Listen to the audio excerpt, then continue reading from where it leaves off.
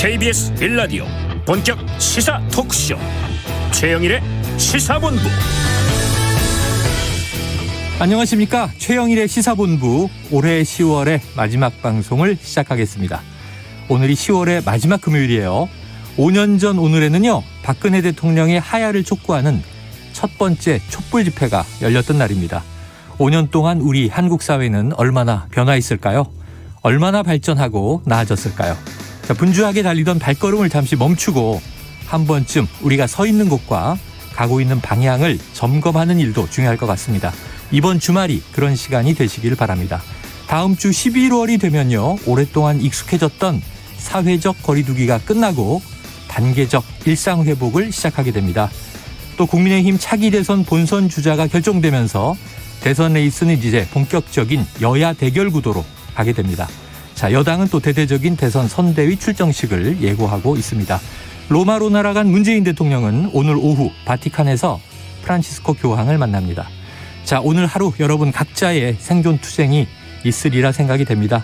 힘내서 파이팅 하시기를 시사본부가 응원합니다. 최영일의 시사본부 출발합니다.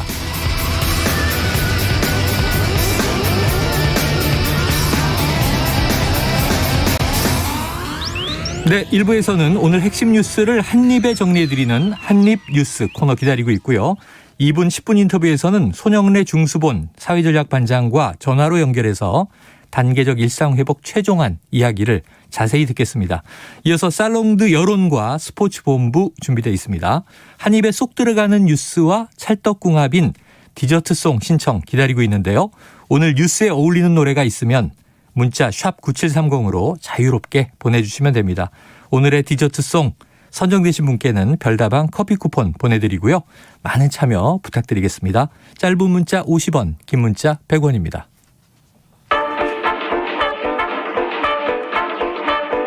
최영일의 시사본부 한입뉴스.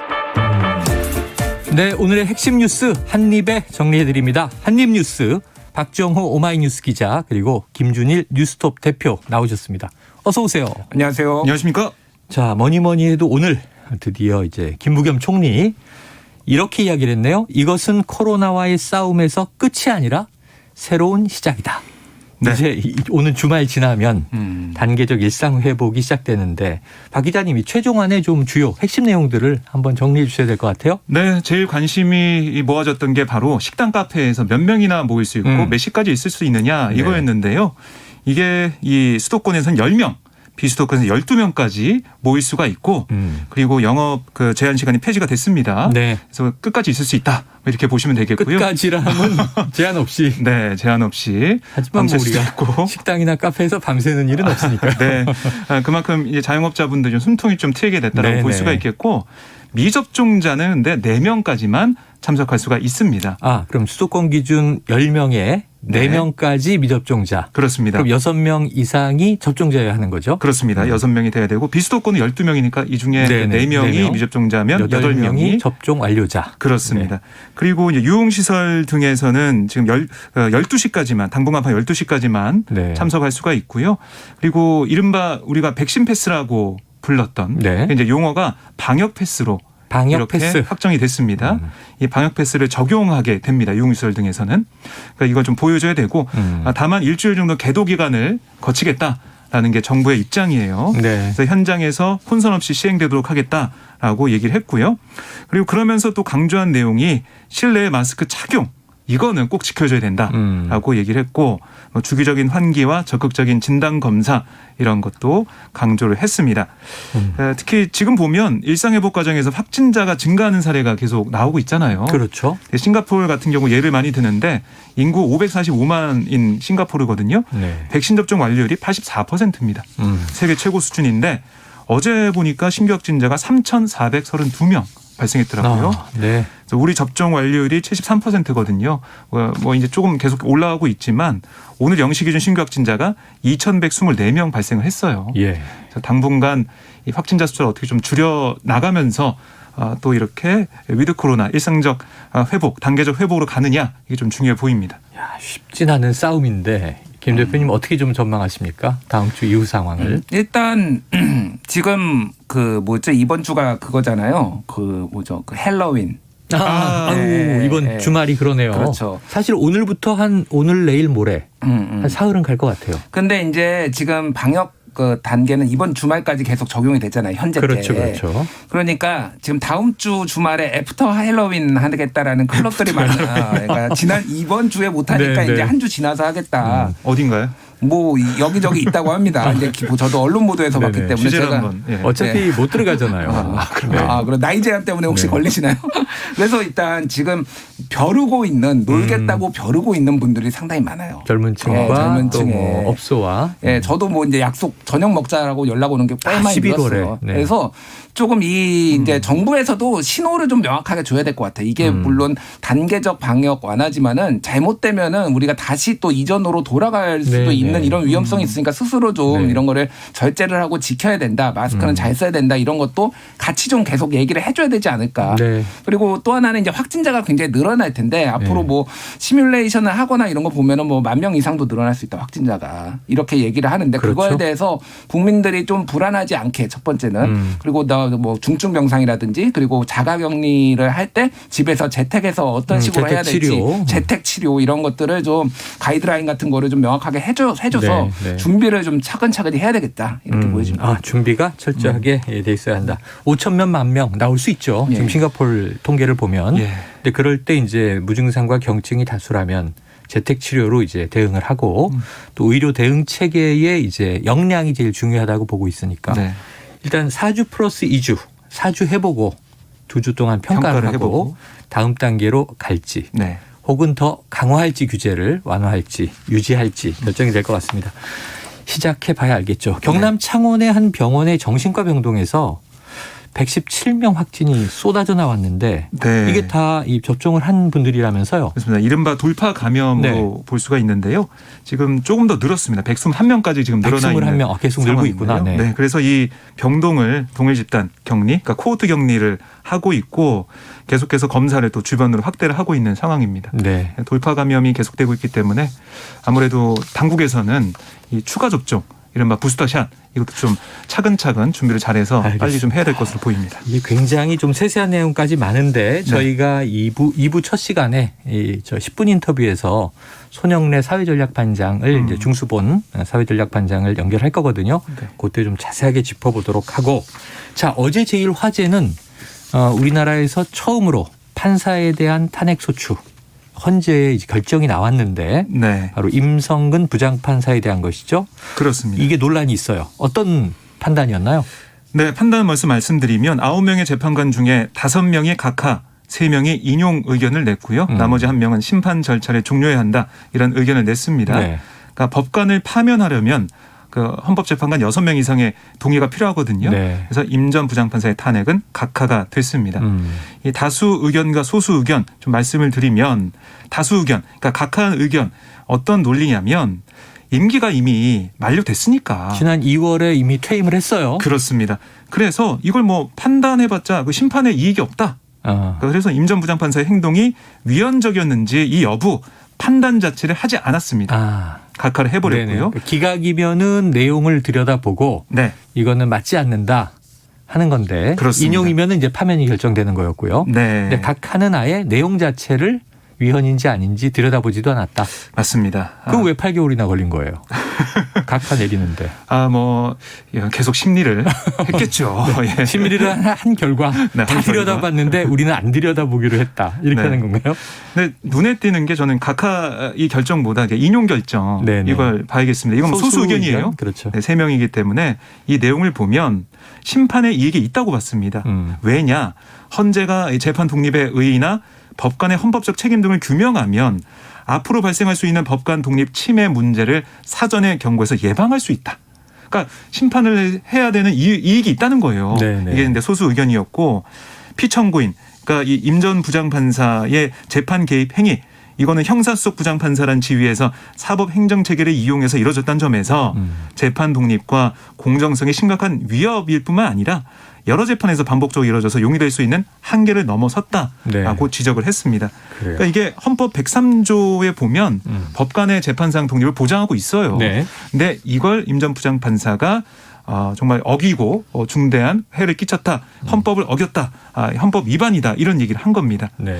그래서 뭐 소수 의견이지만 어쨌든 이 부분에 대해서 헌재가 아예 판단도 안 한 부분은 이게 다수 의견이지만 판단한 재판관들의 의견을 보면 정말로 헌법을 위반했다고 판단한 거 아니냐. 이걸 더 크게 봐야 되는 거 아니냐. 이런 의견도 나오고 있는 상황입니다. 네. 자, 뭐 내용으로 보면은 이제 박근혜 대통령 당시에 그 이른바 추문서를 산케이 신문 서울지국장이 네. 칼럼에서 썼다. 이게 명예훼손으로 이제 재판이 벌어졌는데 여기에 개입했다는 거고. 그렇습니다. 또 이 민변 변호사들에 대한 재판에도 개입했고. 네. 프로야구 선수들의 원정 도박도 뭐 약식 기소하라. 이런 이제 이쪽은 이제 임판사 쪽은 이제 조언을 했다는 거고. 네. 탄핵 소추한 국회 쪽은 이것은 명백히 재판에 개입했다는 거고.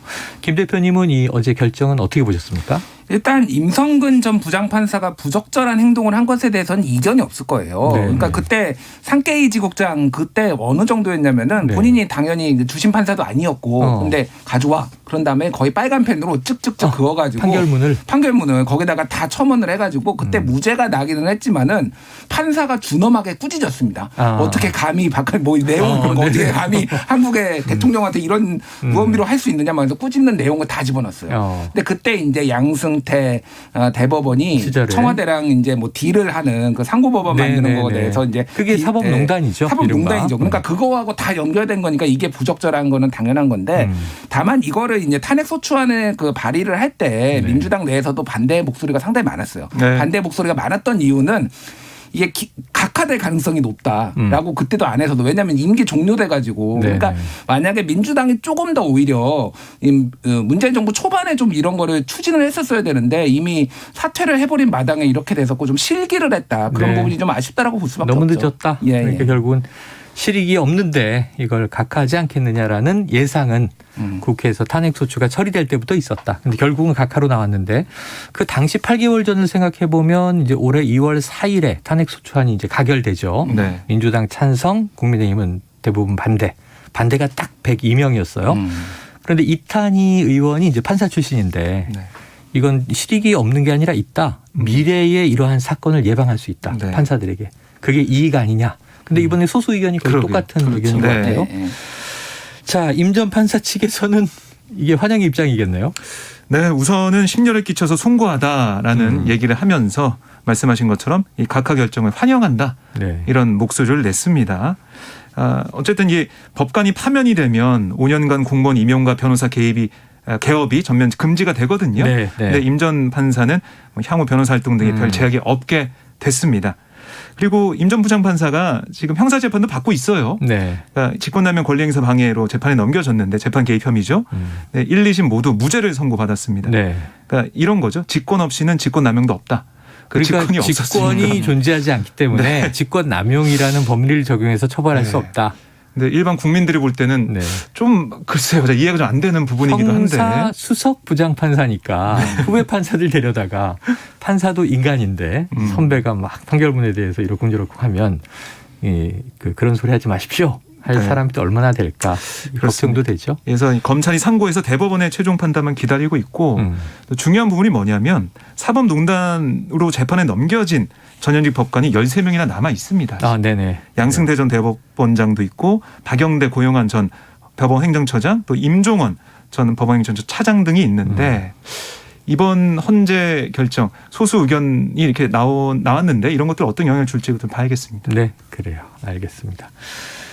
자, 이 지금 대법원 판결 기다려보고 있는데 이 1심에서는 무죄를 선고했지만 이 위헌적 행위가 있었던 것은 이제 문제다라고 지적을 했는데 이런 것은 이제 어떻게 사법부가 시정을 할 것인가 지켜보죠. 자, 지금 이번 주 주말의 하이라이트는 국민의힘 경선인데요. 지금 딱 일주일 남았어요. 다음 주 11월 5일 금요일에 이제 본선 주자 확정하니까 지금 아무래도 양강구도의 신경전이 뜨거워지고 있다. 김중일 대표님 어떻게 보고 계십니까? 어떤 일이 벌어지고 있어요? 일단 신경전이 뜨거운 거는 맞고 방금 국회 국민의힘 초선 의원들이 좀 품위를 지켜서 우리 싸워라 캠프끼리 이렇게 성명도 발표했어요. 자성의 목소리인가요? 예, 그러니까 지금 왜냐하면은 여론조사 보면은 최근에 국민의힘 정당 지지율하고 되면 그 후보들 가상 양자 대결이 보면은 국민의힘이 전체적으로 약세입니다. 네. 한 1, 2주 전에 비해서. 네. 이게 이런 내부의 치열한 신경전과 좀 품격을 잃은 발언들 뭐 이런 것들이 좀 영향을 줬다. 그리고 이재명 후보가 조금 대장동 이슈를 살짝 털어내면서 뭐 원팀 이슈 뭐 이제 원팀을 좀 이제 만들어가는 분위기가 좋아지고 있죠. 분위기가 좋아지고 있다. 이런 것까지 복합적이긴 한데 어쨌든 문제가 있다. 국민의힘 내부에서는. 그러니까 추후에 국민의힘도 원팀 이슈가 발생할 수 있으니까 그렇겠죠. 그런 것들을 이제 종합적으로 고려를 해서 이준석 당대표도 좀 경고를 한 상황이고요. 뭐 이를테면은 홍준표 후보 같은 경우에는 윤석열 캠프에 있는 인사들은 이제 파리떼라 비교를 했어요. 한마디로 이권을 보고 몰려든 뭐 이런 사람들이다라고 이제 한 건데 그럼 뭐 모르겠습니다. 실제 뭐 파리떼인지 아닌지 모르겠습니다. 듣는 분들은 상당히 기분 나쁘죠. 이거. 예. 그거 홍 후보가 이거 내가 한 말이 아닙니다. 김종인 전 비대위원장이 하신 말씀을 그대로 인용합니다 하고요. 파리떼라고 했죠. 뭐 그런 발언들이라든지 뭐 왜 다 맨날 뭐 TV 토론에서도 한 얘기지만은 윤석열 후보가 왜 맨날 배신만 당하고 주변에 사람이 없냐 막 이렇게 막 꼬집기도 하고 지금 그런 상황이에요. 그래서 전체적으로 보면은 지금 뭐 여론조사를 종합해 보면은 대체적으로 국민들 여론조사에서는 홍준표 후보가 5%포인트 안팎 정도 앞서고 있는 걸로 있다. 일관되게 나오고 있어요. 거의 모든 이번 주에 발표된 모든 여론조사에서. 네. 어쨌든 이제 민심에서는 홍 후보가 좀 우위다. 다소 우위다. 당심에서는 정확하게는 당심을 조사한 건 아니고 국민의힘 지지층만 따로 떼놓고 이렇게 조사를 해보면은 윤석열 후보가 조금 더 앞서고 있다. 그게 뭐 어떤 데서는 한 9%포인트 차 나오고요. 뭐 어떤 데서는 그것보다 더 크게 두 자릿수 이상 나오고 있다. 그러면 지금은 박빙이기는 한데 아직까지 현재까지는 윤한테 조금 더 웃어주는 거 아니냐 이런 얘기들이 좀 정치권에서는 나오고 있는데 아직 변수들이 많아요. 변수들이 많아요. 왜냐하면 말씀하신 대로 50대 50이기 때문에. 그렇죠. 자, 근데 이 각 캠프 말 들어보면 그 캠프 말 들으면 이 말이 맞는 것 같고 저 캠프 말 들으면 이 말이 맞는 것 같고 그런데 결국에는 지난번 4월 7일 그 재보선도 있었지만 이준석 당대표가 당선될 때 그 선거 과정을 보면 그때도 당심은 이준석 대표보다 중진한테 갈 것이다. 이런 얘기를 좀 많이 했었잖아요. 우리 기자들도 많이 그렇게 했었는데 뚜껑을 열어봤더니 당시의 민심을 따라갔어요. 근데 이번엔 좀 어떨까 이런 생각을 하는데 홍준표 캠프 쪽에서는 이준석 대표 당선될 때 그때 분위기다. 이런 얘기를 줄기차게 하고 있고 윤석열 전 총장 측에서는 그때 당대표 선거는 다르다. 대선은 현 정권을 심판하는 정서가 강하기 때문에 확실한 주자를 심판할 수 있는 주자를 밀어줄 거다. 당심이 거기에 모일 거다. 여론조사도 뒤지지 않는다. 이런 주장을 펼치고 있습니다. 그래요. 자, 어떻게 될지 지켜봐야 되겠네요. 두 가지를 좀 봐야 돼요. 앞으로 다음 주에. 변수가 두 가지다. 변수 두 가지. 첫 번째는 지금 양자 가상 대결을 하면은 윤석열 후보보다 홍준표 후보가 더 경쟁력이 있는 것으로 나와요. 이를테면 윤석열은 지는데 홍준표는 뭐 이재명 후보한테 이기는 거 이런 식으로 나오는 게 꽤 많거든요. 그러면은 이제 보수 그 유권자들 뭐 당원들도 마찬가지고 전략적 투표를 할 것인가. 그러니까 윤석열로 안 되겠는데 이게 얼마나 움직일 것인가가 하나가 있고 또 하나는 지금 윤석열 후보가 지금 다음 주에 광주를 내려가서 사과를 한다라고 하거든요. 그런 이야기가 들려오죠. 다음 주 화요일 11월 2일이 될 것 같습니다. 2일이 되는데 왜 2일이냐. 그러면 1일부터 월요일부터 당원 투표를 해요. 그리고 그러니까 당원 투표에 영향을 좀 덜 주기 위해서 2일을 선택한 거 아니냐. 하루라도 투표한 다음 날. 그리고 국민 여론조사는 3, 4일에 해요. 그러니까 국민 여론이 중도층에 훨씬 더 싸늘합니다. 그러니까 그거를 앞두고 이렇게 절묘한 날짜 결정이다. 날짜를 결정했다라고 보는데 이제 광주에서 어떤 장면이 연출될 것인가. 그렇죠. 그래서 이용석 광주시장은 무관심이 답이다. 오히려 계란 맞고 막 이렇게 되면은 오히려 윤한테 유리할 수도 있다. 이런 거고 저도 거기에 동의를 하고. 뭐 그냥 뒤돌아서서 뭐 아예 안 보이는 건 그렇지만은 현명한 광주 시민들이 뒤돌아서서 아예 쳐다보지 않는 뭐 이런 식의 퍼포먼스가 필요하진 않을까. 비폭력적 외면 전략을 지금 제안을 하시는 거예요. 퍼포먼스를 이제 제안하셨어요. 그러니까 어제 하태경 의원이 그렇게 얘기를 하는데 계란을 맞더라도 광주 가야 이렇게 얘기하니까 맞기를 원하시나? 아니 계란을 맞는 걸 기정사실화하는 건가 뭐 이런 또 얘기들도 나오더라고요. 자, 다음 주 2일 윤석열 후보가 과연 광주를 갈 것인가. 강성 지지층은 이미 투표를 하고 있는 가운데 또 국민 여론조사를 앞두고 이 날짜의 선정은 뭐 절묘하게 맞아들어갈 것인가. 혹은 또 의외의 뭐 상황이 벌어질 것인가 다음 주 봐야 되고요. 그날은 또 민주당은 선대위 출정식을 하는 날이기도 합니다. 그렇습니다. 다음 주 이제 11월이 되면 아주 뜨거울 것 같아요. 네. 자, 이 내부의 신경전 지금 김종인 전 비대위원장이 네. 윤 후보 손을 들어준 거 아닙니까? 선언을 했어요. 사실상 그렇다고 봐야 될 것 같은데요.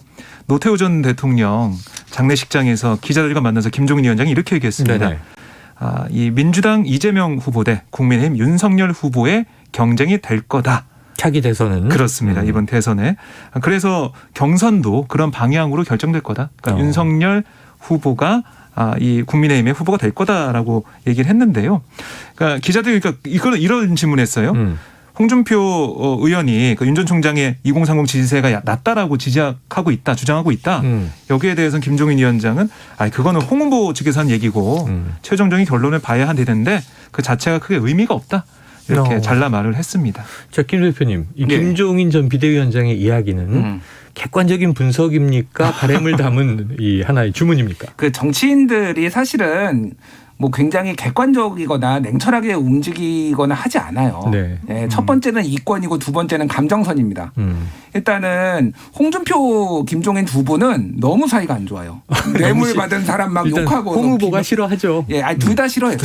서로 싫어합니다. 확실합니까? 예, 확실합니다. 확실하고요. 그렇기 때문에 상대적으로 그러니까 본인이 보기엔 나은 윤석열 후보를 사실상 지지했다라고. 힘을 실어준 것이다. 힘을 실어준 거죠. 그러니까 이게 분석이기도 하지만 어떻게 보면 정치 행위이기도 한 거죠. 그게 발언 하나하나가. 홍준표 후보 이제 저희가 인터뷰를 할 때는 이 김종인 왜 안 만나느냐. 경선 과정엔 아무 도움이 안 되는 사람이다. 지금 필요가 없다. 혹시 이제 본선에 들어가게 되면 그때 보자 이런 얘기를 했었는데 보도록 하죠. 자, 지금 막 12시 42분 지나고 있습니다. 지금 교통 상황을 좀 들어보겠습니다. 교통정보센터에 이현 리포터 나와주세요.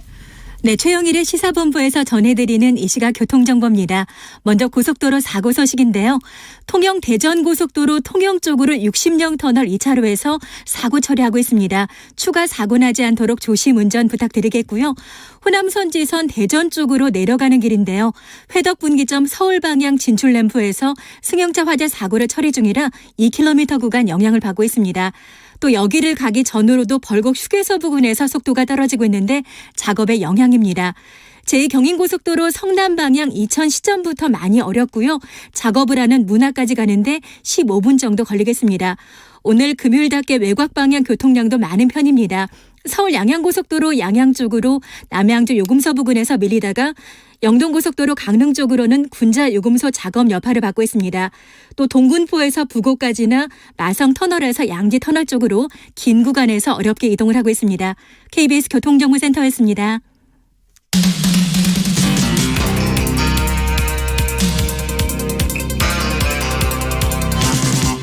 최영일의 시사본부.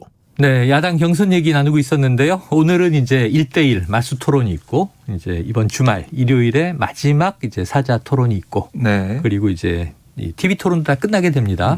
한편 이제 여권으로 가보면요, 이재명 이제 본선 주자 어제 날짜로 이제 이 예비 경선과 본 경선에서 이제 함께 경쟁했던 경합했던 이 후보들은 다 회동이 끝난 것 같아요. 그렇습니다. 어제 오찬을 박용진 의원과 함께 했고요. 그의 오후에 차담을 김두관 의원과 했는데요. 그러면서 이제 원팀으로 가자라는 그러니까 함께 경쟁했던 주자들과의 만남을 다 마무리하고 이제 다음 주 선대위 출범을 앞두고 있습니다.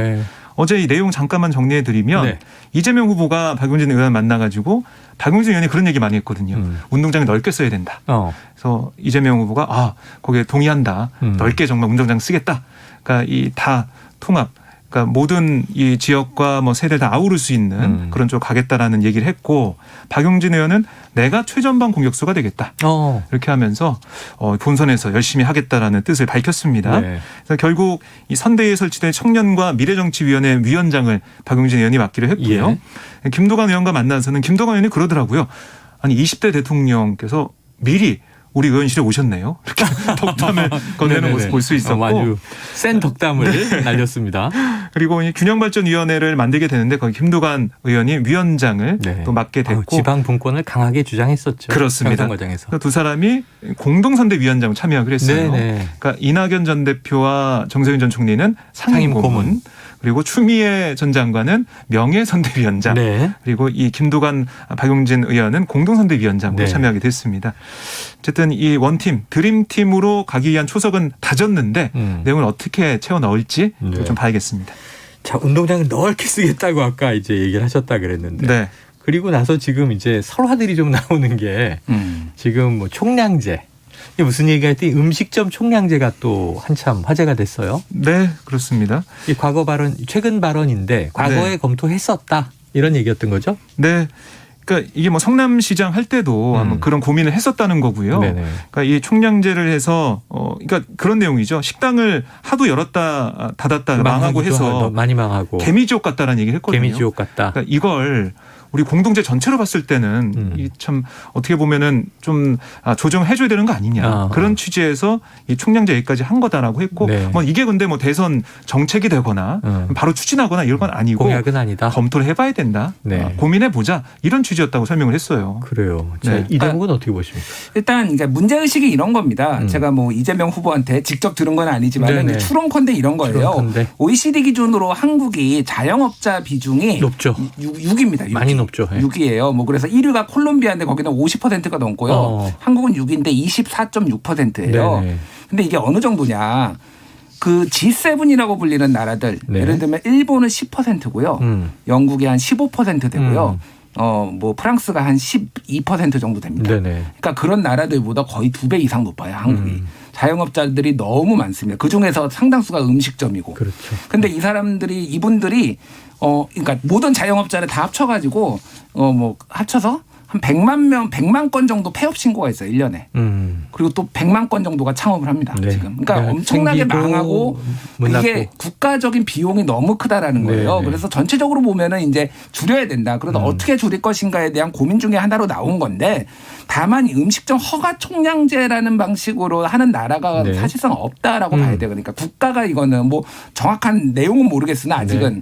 국가가 이거를 하는 거는 없고 예를 들면은 유럽 같은 데에는 일종의 길드가 합니다. 길드. 그 지역 사회에 협회죠. 상인 뭐 연합회 조합. 같은 데 그래서 그 조합에서 이를테면 여기에는 빵집이 몇 개가 있으니까 빵집은 더 안 돼. 뭐 어떻게 보면 그것도 일종의 이권이기는 한데 네네. 전체적으로 보면은 상생을 하기 위해서 하는 그런 방식은 있는데 네. 이재명 후보가 했던 방식은 그러니까 말한 방식은 허가 총량제라고 하니까 국가가 허가하는 것 같은 네네네. 느낌이 살짝 드니까 그거에 대해서 이제 야권에서 좀 강하게. 집중 공격을 받은 이런 측면들이 있는데 윤석열 후보는 네. 뭐 히틀러 나치도 이런 것 안 했다. 뭐. 문제의식은 저는 상당히 공감을 하는 편이에요. 문제의식은 네. 이제 일리가 있다. 네, 사실 이게 지금 백종원 씨가 막 소환이 되고 있는데 백종원 씨는 뉴스에? 왜 강제 소환됐어요, 갑자기? 그러니까 2018년도에 국정감사장이 나와서 나왔었죠. 한 발언이 지금 네. 계속해서 회자가 되고 있습니다. 그때 뭐라고 했냐면 자영업자의 진입장벽에 대한 답변을 했거든요. 네.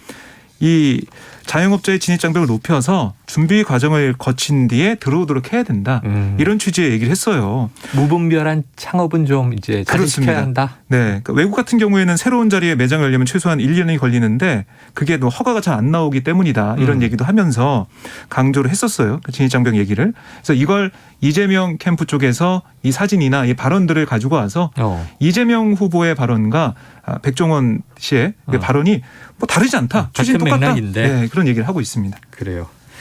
자, 앞으로 뭐 모든 이야기가 다 일거수일투족이 이제 화제가 될 거고 단어 뉴스가 될 하나하나가 겁니다.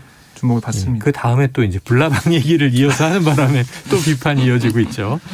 자, 이거 황무성 전 그 성남 토지개발공사 도시개발공사 사장의 사퇴 압박 관련한 이야기가 계속 나오는데 이 유한기 전 개발본부장이 화천대유의 돈을 받았다. 이런 정황이 있다. 이거 지금 원희룡 후보도 얘기했고. 예. 이거 좀 팩트가 확인되고 있습니까? 그러니까 이런 거죠. 그러니까 이거 유한기, 유투라고 저번에 뭐 소개도 했었던 그러니까 유동규, 유한기. 예, 유동규, 유한기 그 유원 유투. 전 개발사업 본부장이죠. 이분이 가서 이를테면 사퇴하라라고 하면서 그때 40분간 녹취록이 공개가 됐잖아요. 네네. 근데 이제 지금 검찰이 네. 이 유한기 씨가 화천대유로부터 수억 원, 뭐 구체적으로는 한 2억 원 정도 된다, 뭐 이런 얘기도 나오고 있는데 돈을 받았는데 그 대가가 어떤 거에 대한 대가냐? 황무성 사장을 사임시킨 대가. 그것도 포함이 되고 이를테면은 뭐 초과이익 환수 조항 삭제로 화천대유에 돈을 좀 몰아준 대가 뭐 이런 거가 다 들어갔다라는 게 로비성 뇌물을 받은 것이다. 로비성 뇌물을 받았다라는 게 검찰이 이제 뭐 그거를 정황을 확보했다라는 얘기가 이제 언론 보도가 나왔고 네. 그거를 방금 얘기했듯이 원희룡 후보가 그거를 또 기자회견을 했어요. 네. 그렇다라고 본다면은 이제 이 사람에 대한 유한기 씨에 대한 좀 수사도 더 세게 지금 네, 들어가야 네. 되는 상황인 거죠. 그러니까. 그래요. 유원은 지금 구속이 돼 있고요. 유원은 구속이 됐죠. 유투라고 불렸던 유한기 전 개발본부장 과연 화천대유의 돈을 받았느냐. 어제는 또 잠깐 결이 다른 소식을 전해드렸던 게 네. 이 황무성 전 사장이 물러 사퇴한 것은 이게 사기 혐의로 재판을 받고 있었다는 사실이 뭐 드러났기 때문이다. 그래서 유한기 전 본부장도 그래서 사퇴 압박을 한 것이라는 취지로 답변을 했다고 하니까 네. 두 가지의 상황이 엇갈리고 있습니다. 자, 마지막 소식 짧게 하나 볼게요. 이거 박 기자님. 네. 이 북한에 김일성, 김정일의 어떤 뭐 초상화나 네. 동상이 사라지고 있다. 이유가 있다면서요. 그러니까 어제 국가정보원이 이 국회 이 정보에 나와가지고 네. 이 북한의 상황을 전했습니다. 그 중에 좀 내용을 보면 김정은 북한 국무위원장에게 북한 관영 매체들이 처음으로 수령이라는 호칭을 붙였다고 해요. 수령. 네. 근데 수령이라는 호칭은 사실 김일성한테만 붙였다. 네. 그러니까 김정은의 아버지 김정일도 생전에 쓰지 못했던. 예, 국방위원장. 그렇습니다. 국방위원장 불렸기 때문에 그래서 이걸 뭘 뜻하냐. 집권 10주년을 맞은 김정은이 통치에 대한 자신감을 좀 가지고 있고 보여주고 있다. 네. 그리고 이 자신을 할아버지, 그러니까 김일성 반열에 올려가지고 절대 권력 구축에 들어갔다. 이런 분석이 좀 나오고 있습니다. 그래요. 그리고 뭐 이 사진도 당 회의장 배경에서 김일성, 김정일 사진도 없애고 김정은주의 용어도 사용되고 네. 이렇게 얘기하고 있고 그리고 뭐 일각에서 김정은 이 대역설 이런 것이 나왔는데 국정원은 아니다. 네. 140kg에서 20kg 감량을 했고 이 AI나 이런 과학적 기법을 통해서 분석 결과 대역은 아니다. 사실 무근이다. 예. 아유 깜짝 놀랄 뉴스예요. 김여정이 김정은을 제거했다. 뭐 이런 뉴스가 나와서 국정원은 그런 일 없다 이렇게 얘기를 했습니다. 김정은주의 참 21세기에 우리에겐 낯선 단어입니다. 그렇습니다. 네, 박정호주의 있나요? 없죠? 자, 이 사람 이름에 그런 어떤 이데올로기를 붙이는 거는 끝났으면 싶은데 오늘 소식은 여기까지 정리하죠. 이 한입뉴스 박정호 오마이뉴스 기자 김준일 뉴스톱 대표와 함께했습니다. 고맙습니다. 감사합니다. 고맙습니다. 자, 디저트송 발표 드려야 되겠네요. 10월의 마지막 날이니까. 사실 마지막 날은 내일 모레 일요일인데요. 평일로는 오늘 금요일, 마지막 금요일이죠. 이유 없이 이 노래 들어야죠. 이용의 잊혀진 계절 신청합니다. 그래요. 모레 못 틀어드리니까 오늘 틀어드리고. 자, 많은 분들 이 노래 신청해 주셨습니다. 가장 먼저 선착순으로 신청해 주신 0067님께 커피 쿠폰 보내드리고요. 이용 씨의 노래 들으면서 1부 마무리하고 저는 2부로 돌아옵니다.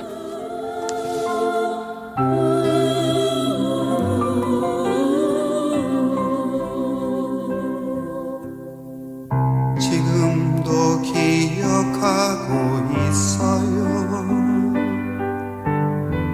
10월의 마지막 밤을 뜻 모를 이야기만 남긴 채 우리는 헤어졌지요. 그날의 쓸쓸했던 표정이 그대의 진실인가요? 한마디 변명도 못하고 잊혀져야 하는 건가요? 언제나 돌아오는 계절은 나에게 꿈을 주지만 이룰 수 없는 꿈은 슬퍼요. 안녕하세요. 환경부 장관 한정혜입니다. 여러분은 환경을 지키기 위해 어떤 실천을 하고 계신가요? 안녕하세요. 먹방 크리에이터 혜인입니다. 요즘 배달 포장 음식 문화가 확산되면서 일회용 쓰레기가 엄청나게 늘었다고 해요. 그래서 전 집에 있는 그릇들을 챙겨가서 직접 음식을 담아오는 일을 실천하고 있습니다. 일회용 용기에 담긴 음식을 먹을 때보다 더 건강한 음식을 먹는 기분이라 좋고 또 지구의 건강까지 지켰다는 생각에 뿌듯하더라고요. 여러분의 작은 관심과 참여로 더 나은 환경을 만들어 갑니다. 이 캠페인은 환경부와 함께합니다.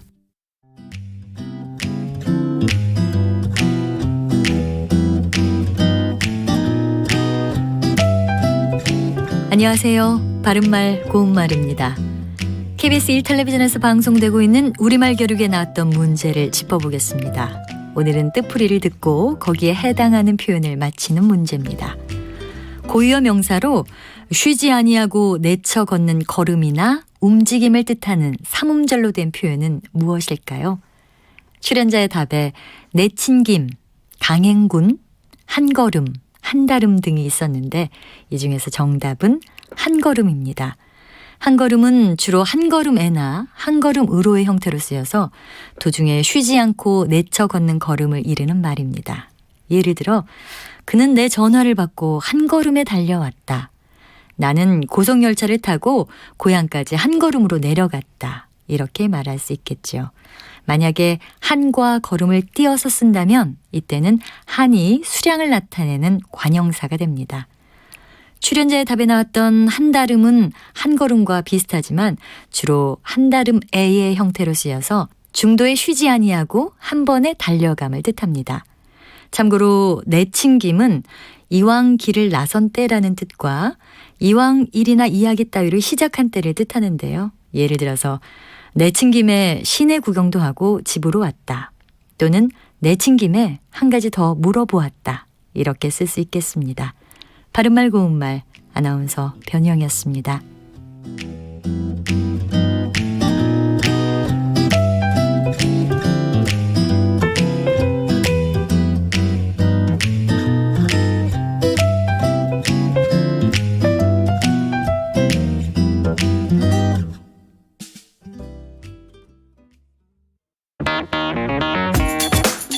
시선은 뜨겁다.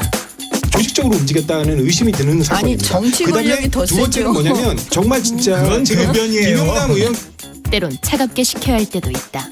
그러니까 너는 죄가 있어. 이렇게 판단하는 건 잠시만요. 이분이 이제 그만 문제라고. 네, 잠깐 끊고 가겠습니다.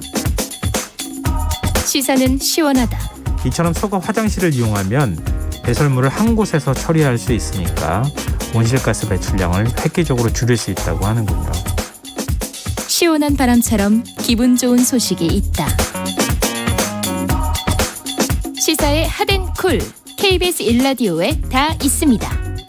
평일 저녁 7시 20분 정준희 교수의 KBS 열린 토론, 평일 밤 10시 5분 김성환의 시사야. 많은 청취 바랍니다.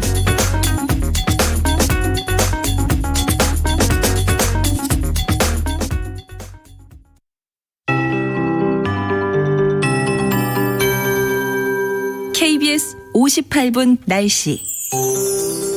오늘도 낮 동안에 활동하기 좋은 기온이 되겠습니다. 대부분 20도 안팎으로 서울, 세종, 대구 19도까지 오르겠고요. 광주, 제주 21도로 예상됩니다. 낮 동안에는 하늘도 맑아서 가벼운 옷차림도 좋겠습니다. 10월의 마지막 한 주 이제 주말 휴일이 남겨져 있는데요. 이번 주말 휴일도 기온으로 인한 큰 불편함은 없겠습니다. 대부분 아침 기온은 5도에서 10도 안팎으로 서울도 내일 아침 기온 11도, 모레 10도 등으로 주말 휴일 내내 아침 기온도 평년을 2, 3도 웃돌겠고요. 낮 기온은 내일과 모레 모두 서울은 19도로 예상이 되고 전국적으로도 20도 안팎을 기록하겠습니다. 당분간 제주도 해안과 동해안은 너울성 파도를 좀 주의하셔야 되겠고요. 그 밖에 대체로 무난한 날씨가 이어지겠습니다. 다만 오늘은 맑은 가운데 미세먼지 농도 좋음에서 보통인데요. 내일은 전국에 구름량이 늘겠고 중부지방 오후부터 차츰 흐려집니다. 내일 약간의 비가 지나는 곳이 있는데 양도 5mm 미만으로 적은 양이고요. 지역도 적겠습니다. 경기권 북서부와 충남 북부 서해안 오후에 내일 비가 좀 예상되고요. 제주 산지로도 내일 오후 비가 약간 지나겠습니다. 모레도 경기 북부나 강원 영서 북부는 밤쯤에 비가 약간 올 것으로 전망됩니다. 지금 서울 기온은 18도입니다. 최영우였습니다.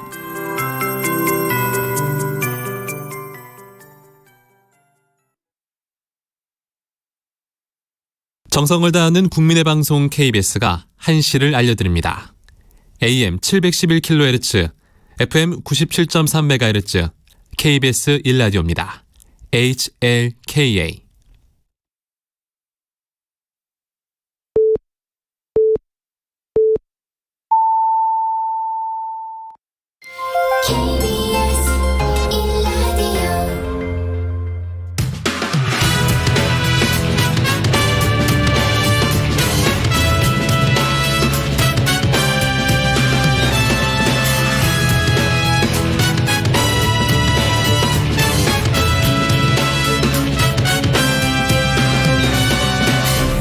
KBS 1라디오 최영일의 시사본부.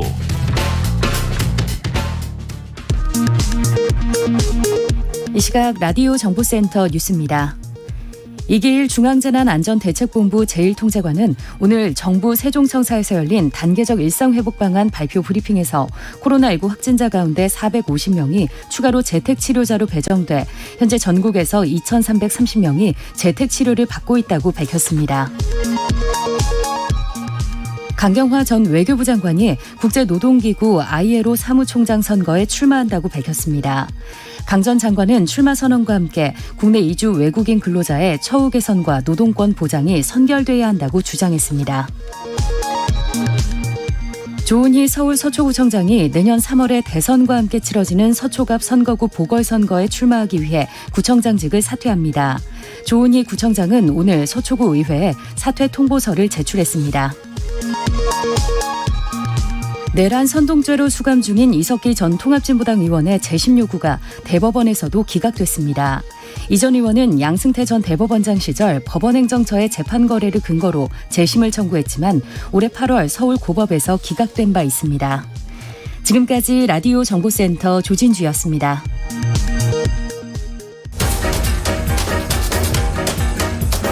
최영일의 시사본부 10분 인터뷰.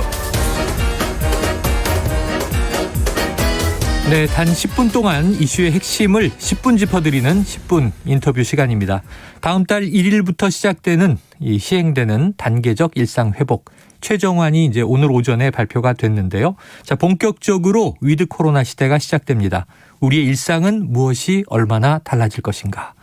자, 코로나19 대응 현장에서 뛰고 계시는 손영래 중앙사고수습본부 사회전략반장을 전화로 연결해서 이야기 들어보겠습니다. 자, 반장님 나와 계세요? 예, 안녕하십니까. 네, 아유, 바쁜 와중에 감사합니다. 예, 감사합니다. 이 코로나19 발병부터 지금까지 일선 현장에서 계속 뛰어오셨잖아요. 예. 또 방역 담당을 이제 책임지고 계시기도 하니까 이 위드 코로나 일상 회복 이 시대로 진입한 상황 좀 감회가 남다르실 것 같아요. 소회가 어떠십니까? 예, 사실 크게 기대도 되고 또 한편으로 좀 걱정도 되는 복잡한 현장입니다. 예.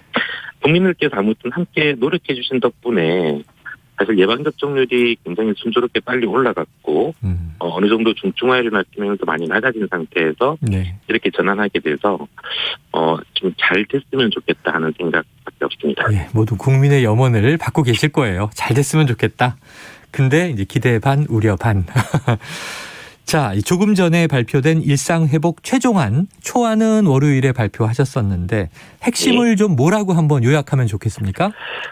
가장 핵심적으로는 한 3차례에 걸쳐서 6주 간격으로 저희가 방역 조치를 완화하게 된다는 것입니다. 네. 우선 이제 1차 때는 생업시설들을 최우선적으로 고려해서 각종 생업시설들에 대한 시간 제한이나 규제들을 없앤다는 거고요. 네. 네, 두 번째는 이제 몇천 명, 몇만 명의 대규모 행사들도 가능하게끔 바꾸는 게 핵심일 것 같습니다. 마지막 세 번째는 현재 이제 10명이다 8명이다 하는 이런 사적 모임 제한 자체도 완전히 해제하면서 기본 수칙만 유지하고 그 외 방역 규제들은 최소화시키는 쪽으로 가게 됩니다. 네, 자, 3단계 6주간 상황을 보면서 이제 진행할 예정입니다. 조금 더 구체적으로 들어가 보죠. 그동안 사적 모임 말씀하신 대로 인원 제한 때문에 명절에도 가족들도 모이기 어려웠고 또 저녁 시간에는 아예 모임이나 회식 이런 게 사라진 양상이었습니다. 그러면 이제 인원 제한 다음 주가 되면 몇 명까지 모일 수 있는지 또 미접종자에 대한 동일한 기준 이런 건 어떻게 보면 될까요? 예, 그 지역별로 조금 다르게 됩니다. 네. 먼저 수도권 지역은 이제 10명까지 모임을 가질 수 있게 되고 비수도권은 12명까지로 확대됩니다. 네. 저희가 이제 지금까지는 이 중에 접종자가 몇 명, 미접종자가 몇 명 구별이 있었는데 네네. 예, 이제 예방접종률이 올라가 있기 때문에 사실 그리고 또 방역 패스가 진행되기 때문에 이러한 구별은 없애고 총원으로만 이제 관리를 할 예정이고요. 네네. 예, 다만 이제 음식점과 카페업 이 부분만 저희가 방역 패스를 적용하지 못하기 때문에 네. 미접종자를 전국적으로 4명까지 좀 제한을 하게 됩니다. 그래 4명까지 미접종자가 10명 중에 포함될 수 있는 것은 식당과 카페 정도 상황이다. 예, 그렇습니다. 네, 알겠습니다. 그 외에는 사실은 이제 접종률이 높으니까 굳이 이제 이 인원수를 제한하지 않는다. 10명, 수도권 10명, 비수도권 12명. 자, 본격적인 이제 위드 코로나 시대로 이제 카운트다운입니다. 사흘 후면 시작인데요. 자, 우리의 일상 무엇이 얼마나 회복될까? 그런데 이제 많은 국민들의 열망은 언제쯤 마스크를 벗을 수 있을까? 이 마스크는 언제쯤 벗을 수 있을 걸로 보세요? 이 마스크 부분만큼은 저희가 이제 3차 개편 마지막까지도 계속 좀 유지를 한다라고 하는 생각입니다. 특히 실내 부분에 있어서는 마스크는 좀 계속 유지를 할 생각이라 사실 다른 방역 규제에 비해서 이 마스크 착용이 생업시설에 미치는 영향이 작고 그리고 또 어떻게 보면 많이 불편하게 치겠지만 간단한 수단으로서 코로나19의 전파 차단에 굉장히 효과적입니다. 네. 그래서 실내 마스크는 좀 3차 개편까지도 계속 유지한다는 방침이고 다만 이제 실외 마스크 쪽이 아직 좀 혼선들이 좀 있는 부분들이 있어서 예, 이 부분들은 제가 2차 개편 때 조금 정리를 검토할 예정입니다. 그래요. 2차 개편. 그럼 앞으로 이제 11월 이후 6주 정도 지나서 대규모 행사를 어느 정도 허용할지 2단계로 들어가게 되면 실외 마스크에 대한 지침을 조금 명확하게 발표하실 예정이다. 이렇게 기다리면 되겠네요. 예, 그렇습니다. 예, 그리고 이제 실내 마스크, 특히 일단 마스크는 모든 일상 회복이 다 끝날 때까지 우리는 벗지 못한다. 이렇게 보면 되겠습니까? 예. 아무래도 이게 제일 마지막까지 남게 되는 핵심적인 방어 조치 아닐까 싶습니다. 그렇습니다. 자, 마스크 참 2년 가까이 써왔는데요. 앞으로 더 해야 될 것 같군요. 자, 지금 그런데 11월 1일부터 적용이 되는데 공교롭게도 이번 주말, 사실 오늘부터 주말이기 때문에 이 할로윈 데이가 시끄럽습니다.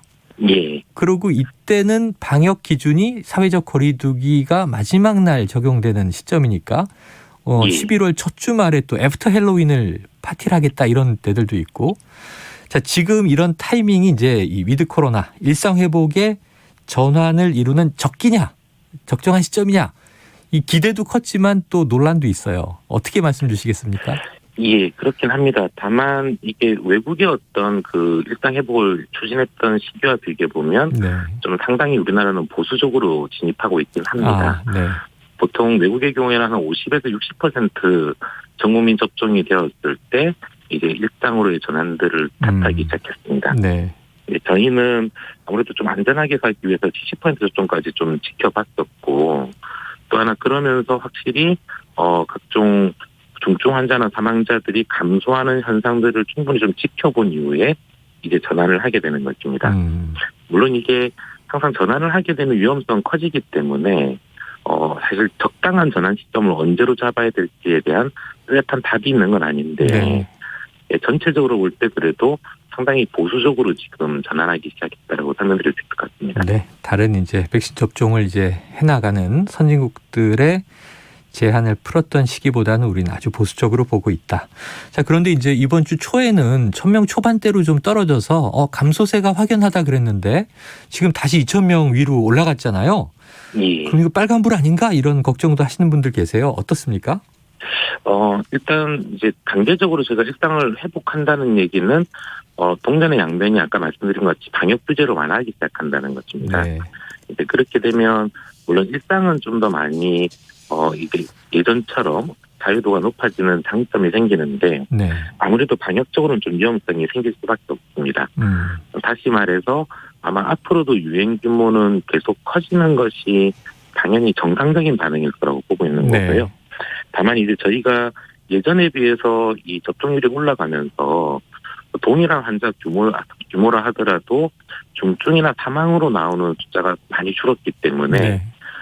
저희 의료 체계가 감당 가능한 범위 내에서 적절하게 유행을 통제해내면서 중증 환자와 사망자를 최소화하는 것이 관건이 될 것입니다. 네. 결국은 이제 의료 대응 체계를 우리가 잘 감안하면서 중증 환자와 사망률 관리 중요할 것 같다. 늘 수는 있겠다 이런 생각이 듭니다. 확진자가. 그런데 이제 이런 와중에 이제 백신 패스여 미접종자를 차별하는 거 아니냐 이런 논란도 있고요. 그리고 또 이제 이 헬스장 사용 같은 것에서 좀 이 차별이 발생할 수 있다 이런 우려들이 나오고 있어요. 혹시 좀 백신 패스 꼭 도입해야 하는 이유 말씀을 주시죠. 방역 패스라고 좀 부르고 있는 중인데. 방역 패스. 아까 그렇게 짚었습니다. 예. 그 방역 패스라고 하는 부분들은 사실 좀 위험도가 높은 시설을 저희가 완화하는 과정 가운데 좀 제한적으로 단기적으로 적용하는 조치임을 좀 양해해 주십사라고 좀 부탁드려야 될 것 같습니다. 아무래도 지금 저희가 방역 패스를 걸고 있는 시설들 이제 방금 예를 드셨던 실내 체육시설을 비롯해서 노련시장이라든가 이 목욕장 같은 곳들은 지난 4차 유행 때 집단 감염이 가장 많이 발생했던 시설들입니다. 예, 실내 체육시설 같은 경우는 지난 4차 유행 때 이제 유흥시설이 가장 많은 집단 감염이 발생했었고 그리고 이제 두 번째가 실내 체육시설에서 감염이 발생했었습니다. 아무래도 이제 환경 자체가 좀 밀폐된 실내에서 격렬한 운동을 하면서 침방울 배출이 많은 활동을 할 수밖에 없는 구조를 가지고 있으니까 위험성이 좀 큰 영역들입니다. 네. 이 부분들을 저희가 방역을 완화하면서 예를 들면 이제 헬스장 같은 경우는 현재는 빠르게 달리기도 금지되어 있고 그룹 운동도 금지되어 있고 샤워실도 금지해놓고 각종 금지 조치들이 많습니다. 이 부분들을 다 풀게 돼서 이제는 빠르게 달릴 수도 있고 그룹 운동을 할 수도 있게 되는데 그러면 위험도가 올라가기 때문에 이런 전환 과정에서는 예방 접종자를 중심으로 좀 이용하게끔 해서 안전성을 확보하고 이후에 좀 이 패스를 해제하겠다라고 하는 생각인 것입니다. 네. 자, 그래서 미접종자들이 출입 금지는 아니고 방역 패스가 없으면 대신 음성 확인서를 제시하라 이렇게 지금 돼 있는데 그러다 보니까 미접종자들이 이거 이틀에 한 번씩 PCR 검사를 받아야 되는 거냐 이런 이제 또 속토도 나와요. 요거 좀 불편하더라도 당분간 아까 단기적이라고 말씀하셨는데 유지할 계획이신 거죠? 예, 그렇습니다. 가급적이면 사실 접종을 받아주시는 게 제일 좋을 거란 판단이고요. 아무래도 그렇게 어렵다 그러시면은 당분간은 좀 이런 식으로 좀 불편을 참아주십사라고 부탁드립니다. 알겠습니다. 이게 또 미접종자들을 지켜내기 위한 그분들의 건강을 위한 방법이기도 할 거다 이런 생각을 해봅니다. 자, 끝으로 이 국민들에게 주말은 할로윈이고요. 다음 주 월요일부터 11월인데 전환됩니다. 한 말씀 남겨주시죠. 예, 사실 이제 예전처럼 제가 사회적 거리두기를 통한 중앙의 어떤 획일적인 규제는 풀게 됩니다. 이제 그러면 사실 방역적인 위험성은 좀 생기기 때문에 사실 무엇보다 중요해지는 게 이제 국민들께서 일선 생활에서 이 생활 방식들을 잘 지켜주시는 노력일 것입니다. 그래서 모쪼록 이게 이 방역 규제가 풀림에 따른 어떤 자유로움은 잘 즐겨주시더라도 위험한 활동이나 이 위험한 행동에서 손 씻기나 마스크 착용 같은 기본적인 방역 수칙들을 지켜주시는 부분들은 좀 함께 노력해 주시면 훨씬 안전하게 제가 일상으로 전환하실 거라고 생각합니다. 네, 알겠습니다. 앞으로도 반장님 계속 고생하실 것 같으네요. 일단 오늘 말씀 여기까지 잘 들었습니다. 고맙습니다. 예, 감사합니다. 예, 지금까지 손영래 중앙사고수습본부 사회전략반장과 이야기 나눴습니다. 최영일의 시사본부는 여러분과 함께합니다. 짧은 문자 50원, 긴 문자 100원이 드는 샵 9730. 라디오 어플 콩과 유튜브는 무료로 참여하실 수 있습니다.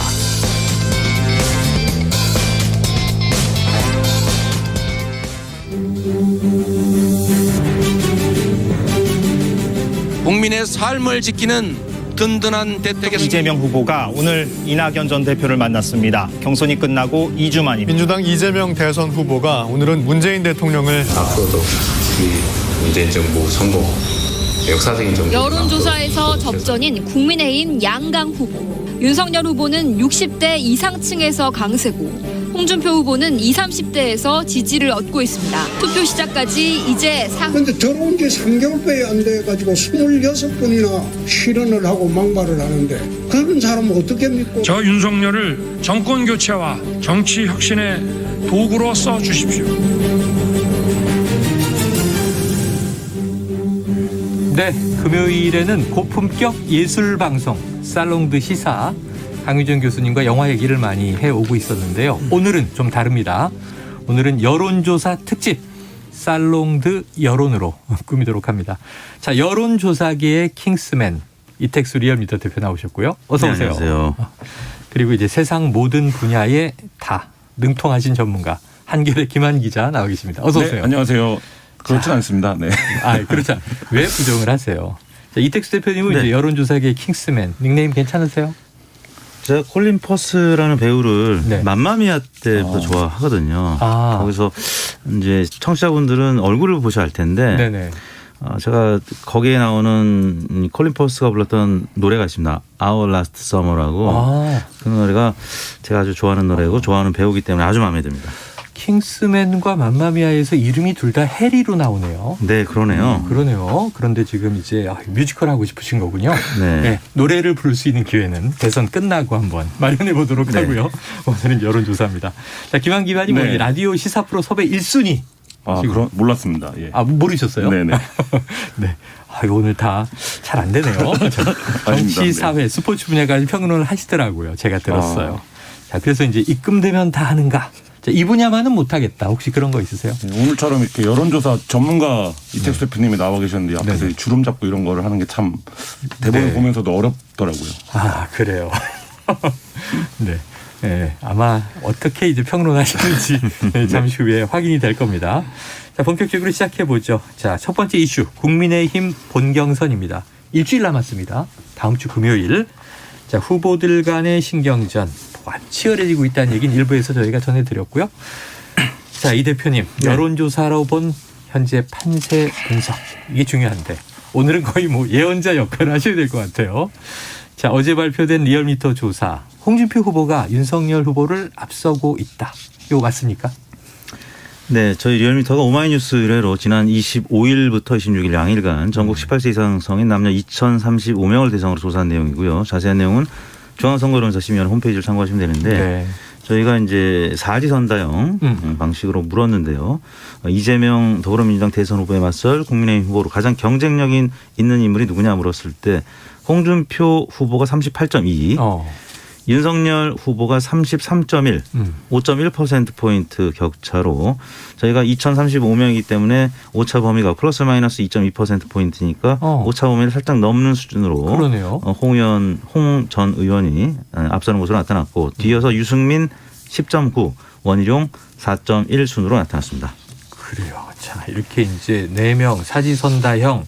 근데 양강구도에서 지금 리얼미터 조사 인용하신 것은 홍준표 38.2, 윤석열 33.1 이렇게 좀 오차 범위 밖의 격차가 발생했는데 김한 기자님. 네.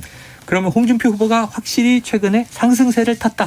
바람이 불고 있다. 이렇게 보십니까? 4개월 전 그러니까 윤석열 후보가 처음 정치에 입문했을 때 분위기랑 비교하면 확실히 느끼실 수 있을 텐데요. 네네. 그때 국민의힘의 윤석열 후보가 들어간 이유는 정권 교체를 할 후보가 없다. 윤석열 밖에. 후보 없다. 맞아요. 네, 이게 이제 윤석열 후보가 정치를 선언한 그 이유였는데 지금 이제 4개월 만에 여론조사를 보면 윤석열이 아니어도 이길 수 있네 이런 이제 조사들이 나오고 있는 거죠. 그러니까 이 상황 자체가 어쨌든 홍준표 후보가 4개월 전에는 이제 가시적으로 보이지 않았던 되겠어 이런 이제 의문보를 달고 있었다면 지금 이제 4개월 동안 그 의문보를 상당히 상쇄한 이런 지금 상황이고 이 자체가 홍 후보 입장에서는 굉장한 상승을 한 거죠. 예. 굉장히 이제 약진에서 올라온 거고 바람은 아직도 불고 있다. 자, 그러면은 지금 이제 이 대표님 지금 이 여론조사상으로는 홍준표 후보가 1위, 윤석열 후보가 2위 이렇게 이제 발표를 해 주셨는데 근데 이게 녹록치 않은 것이 여론조사로 뽑는 게 아니라 다음 주에는 이 당원 투표 50%, 국민 여론조사 50%, 당심 반, 민심 반 이렇게 되다 보니까 조금 달라질 수 있어요. 그래서 리얼미터 조사에서 국민의힘 지지층을 뽑아서 다시 보니 여기서는 또 윤석열 후보가 1위였다. 격차가 좀 컸다면서요. 네, 국민의힘 지지층만 보면 아까 인용한 리얼미터 오마이뉴스 조사인데 국민의힘 지지층이 2,035명 중에서 890명이었고요. 이들 대상으로 한 통계에서는 윤석열 후보가 55.6, 홍준표 후보가 34.5, 대략 20%포인트가량 윤석열 후보가 앞서는 것으로 나왔고요. 뭐 다른 조사 기관들은 전화 면접이냐 ARS냐에 따라서 조금 다른데 전화 면접 조사에서는 한 10%포인트 안팎 윤석열 후보가 앞서고 자동응답 방식은 그보다 좀 더 큰 격차로 윤석열 후보가 앞서는데 실제 당원 표심이 이럴지는 이제 확신할 수 없는 게 당원 여론조사를 과거에는 많이들 했습니다. 근데 개인정보 보호가 강화되면서 당원 DB를 당에서 언론사나 여론조사기관 제공을 하지 않습니다. 공개하지 않는다. 당심 여론사는 할 수가 없는데 지난 6월 11일 있었던 전당대회에서 이준석 대 나경원이 대결 구도에서 민심은 아시다시피 이준석 후보가 많이 앞섰는데 당심에서 마찬가지로 국민의힘 지지층만을 대상으로 이제 분석을 했을 때 나경원 후보가 거기서는 또 많이 앞섰는데 실제 뚜껑을 열어봤더니 당원 투표에서 37.41% 대 40.93%로 나경원 후보가 2.5%포인트 앞서는데 그쳤단 말이에요. 살짝 앞섰군요.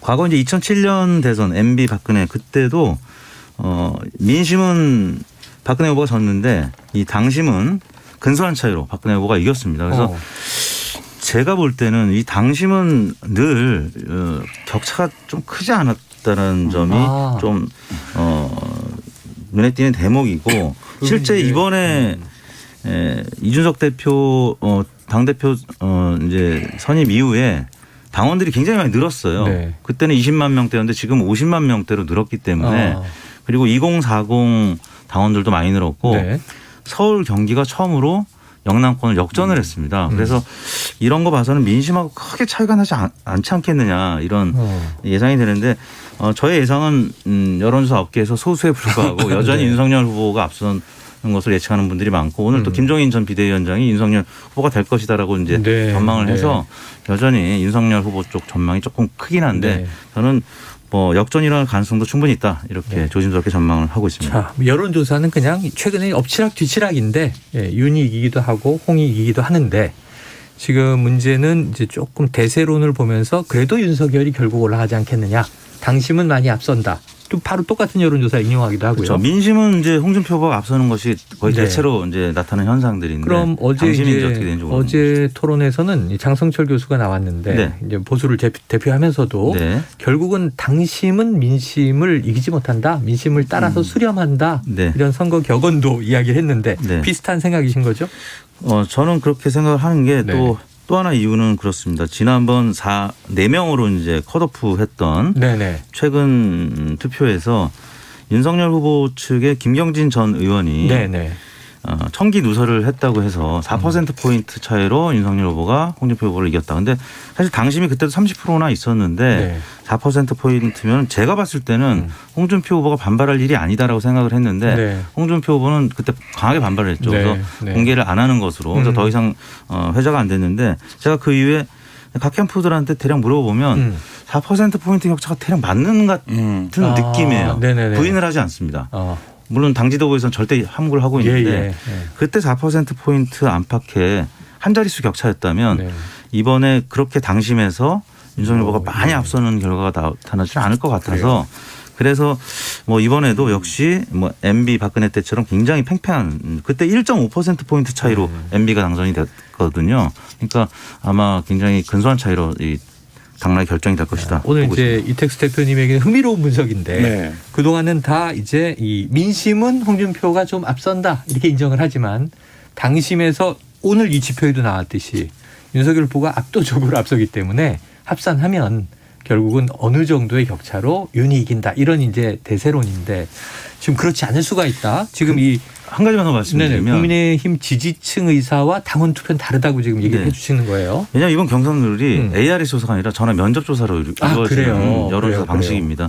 오늘도 헤럴드 경제하고 TBS가 비슷한 결과를 방금 오마이뉴스 리얼미터 조사 결과가 나타냈는데 전화 면접 조사는 사실 홍준표 후보가 지난주에 MBC 코리아 리서치 발표도 있었지만 좀 격차가 조금 더 커요. 홍준표 후보가 더 이기는 것으로 나옵니다. 그래서 경선 룰 때문이라도 저는 조금 홍준표 후보 쪽으로 유리한 좀 조건이 아닌가 이렇게 생각을 하는 것이죠. 자, 어제 임성근 판사의 이제 헌재 결정에도 3명의 소수파가 있었는데 지금 이택수 대표님 이제 여론조사계의 소수 의견을 주장하고 계신 거예요. 비중으로 보면. 김한 기자님 어떻게 좀 묘하게 설득이 되십니까? 우리 콜린 퍼스에게? 뭐 굉장히 설득력이 있는 논리라는 생각이 들고요. 다만 이제 홍준표 후보를 바라보는 관점들은 좀 있죠. 그러니까 예를 들면 당심에서 보는, 그러니까 예를 들면 어쨌든 지난번에 패배했던 후보다라는 이제 약점이 있고요. 또 하나는 이게 최근에는 좀 모호해진 개념이 됐는데 좀 확장성이 있겠느냐 홍 후보로 이런 이제 평가들이 초반부터 좀 있었죠. 그러니까 홍 후보가 지금도 굉장히 좀 극우적인 발언들 많이 하고 있는데 이념 그 발언을 부분에 하는데 대한 것들 그리고 어제 이제 윤석열 후보의 호소문에서도 드러났지만 이 선거의 첫 번째 프레임은 이제 문재인에 반대하는 어떤 그래서 정권 교체를 해야 된다 이거였는데 이 반문의 어떤 깃발 이미지에서는 그래도 윤석열 후보가 더 앞서는 어제 윤석열 후보도 그 부분을 절절하게 호소를 하지 않았습니까? 그러니까 사실 뭐 그런 부분들이 지금 이제 그 현재까지 있었던 구도에서는 홍 후보의 좀 약점으로 지적되는 부분들이죠. 안 그래도 지금 홍준표 후보가 왜 이렇게 당심을 못 잡아요? 하고 여쭤보려고 그랬더니 깔끔한 분석을 해주셨는데 거의 윤석열 캠프에서 오신 줄 알았어요. 아닙니다. 뭐 윤석열 후보도 마찬가지로 약점들이 있기 때문에 저도 뭐 누가 이길지는 모르는 지금 판세가 아닌가라는 생각입니다. 자, 그럼 그럼에도 불구하고 그럼 홍준표 후보의 지난 대선에서 이제 낙선하고 그건 뭐 오래된 사실들이에요. 홍준표 후보의 캐릭터는 국민들이 대체로 다 알아요. 그런데 그러면 왜 바람은 타는 거냐? 이것도 궁금한데요. 그럼 윤석열 후보가 대세를 그냥 굳히면서 쭉 가서 압도적으로 격차를 벌일 수 있는데 홍준표 후보가 추석 전에 골든크로스 일어난다. 이렇게 이제 예언 같은 호언장담을 하고 상당히 좀 그 말을 실현시켜 왔어요. 그럼 홍 후보에게 몰리는 민심. 이건 뭘 담고 있다고 보십니까? 근데 기자들 입장에서는 여전히 국민의힘 기사를 윤석열 후보 중심으로 써요. 그 얘기는 홍준표 후보가 굉장한 상승세를 기록하고 있다고 하지만 홍 후보가 스스로 이슈를 만들어내거나 이러지는 못하고 있는 상황이라는 거거든요. 근데 이제 이 얘기는 뒤집어서 말하면 뭐하냐면 윤석열 후보가 스스로 무너진 측면이 있는 거죠. 그래서 이게 뭐 기자들 사이에서는 윤석윤이다 이런 표현도 쓰는데 윤석열의 적은 언제 윤석열이다 이런 얘기인데 뭐냐면 뭐 홍 후보가 이제 토론에서도 얘기했지만 뭐 망원 리스트가 26개에 달한다. 뭐 이런 것들이 하면서 이제 보수 유권자들에게 불안하다. 이게 되겠냐 본선까지. 이런 측면에서 놓고 봤을 때 홍준표 후보가 얻은 반사익이 굉장히 크다고 보고요. 반사익이다. 네. 또 한 가지는 이제 이택수 대표님도 말씀하셨지만 2030들에서 저도 이제 어쨌든 40대가 되고 나서 정말 그렇게 생각하나 이런 생각을 했는데 기성세대들 그러니까 40대 이상의 세대들이 기억하는 홍준표와 2030이 바라보는 지금 어쨌든 이미지 정치인으로서 홍준표가 좀 다른 느낌은 확실히 있어요. 그러니까 그래서 이제 기성세대들은 홍준표가 굉장히 오래된 정치인이라고 생각을 하지만 2030들 입장에서는 기성 정치인 무리 중에 홍준표의 발언이 제일 뭐 재밌다 이런 반응들이 있는 거거든요. 그러니까 이게 재미는 있어요. 이게 득표율로 이어질지 뭐 이 부분은 좀 지켜봐야겠지만 그런 이제 요소들이 약간 상승 효과를 일으키는데 도움이 된 건 분명해 보입니다. 지금 김한 기자님 말씀을 들으니까 지난 4월 서울시장 재보선 때 오세훈 후보가 우리에게는 10년 전 서울시장이었던 인물이지만 2030에 상당히 열광을 일으켰던 건 사실인 것 같아요. 이준석 효과도 있었고. 그러면 지금 이 대표님께 세대별로 지지층이 다르다. 지난 대선 때 강성보수의 이미지였던 홍준표 후보가 지금은 2030 세대에 좀 마음을 많이 얻고 있다. 윤석열 후보는 주로 60대 이상에서 강하다. 이건 맞습니까? 맞습니다. 이 상대성 이론이 이 물리학에서만 있는 게 아니라 정치학에도 있습니다. 아인슈타인 같아요. 네.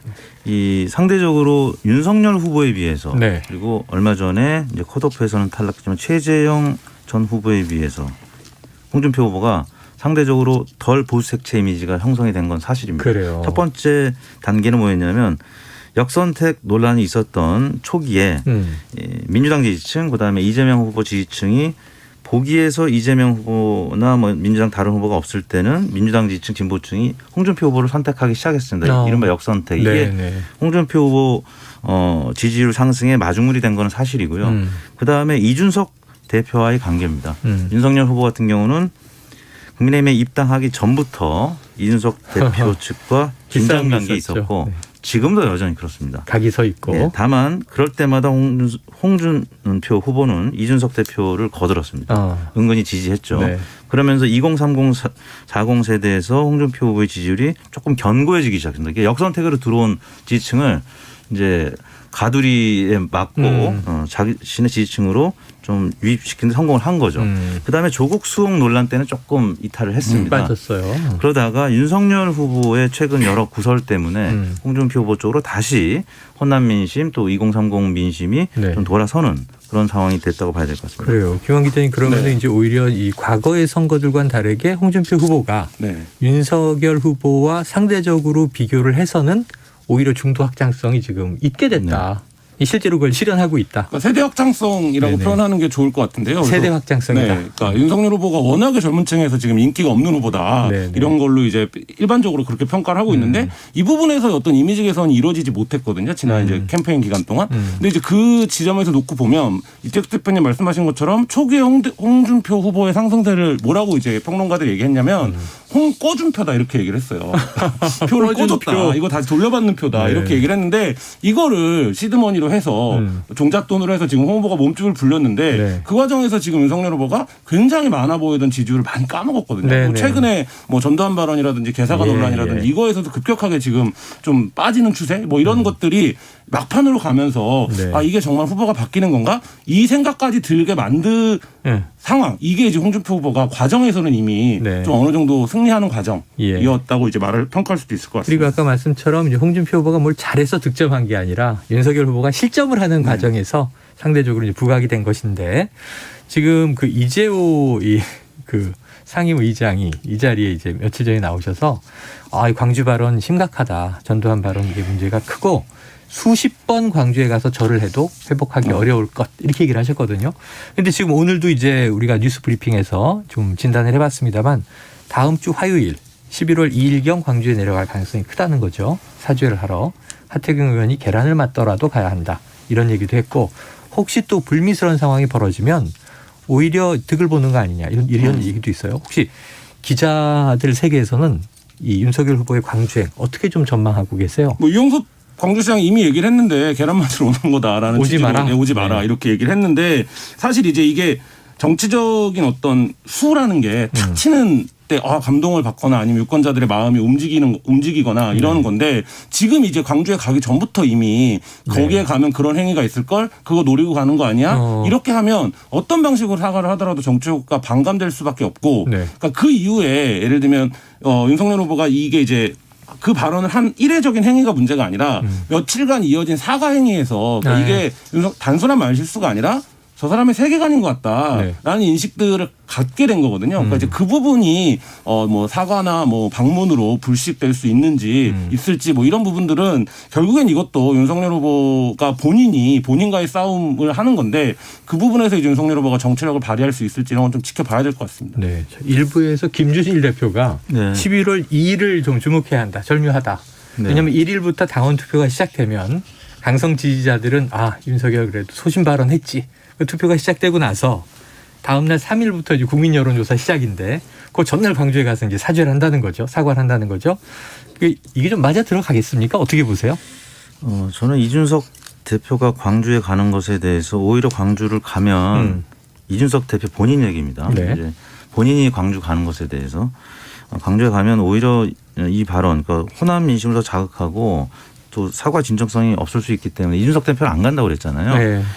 근데 이제 시점상으로도 이 개사가 논란 이후에 계속 전두환 이제 옹호 관련된 발언들이 지금 회자되고 비판되고 있는데 시점상도 너무 전략적인 판단이 아닐까라는 의구심을 줄 수 있어서 전략적 말씀하신 판단이다. 대로 한참 모바일 투표나 여론조사가 진행되고 있는 시점에서 이루어진다는 점에서는 호남 민심은 지금 불편한데 오히려 이제 다른 지역에 특히 영남권의 좀 우파 성향의 당원들을 독려하기 위해서 하는 것이 아닌가라는 의구심이 들 수 있어서 오히려 조금 역효과가 날 수도 있다라는 점이고 또 하나 하필이면은 시기적으로 노태우 전 대통령이 이제 며칠 전 돌아가셨는데 내일 이제 발인이죠. 근데 한국갤럽이 또 관련된 조사를 했고 지금 노태우, 전두환 이 두 분에 대한 평가들이 계속 나오고 있는데 가장 박한 분이 전두환 씨예요. 그러니까 이 부분이 또 회자가 되면서 지금 여러모로 타이밍적으로 윤석열 후보한테 좀 불리한 것이 아닌가.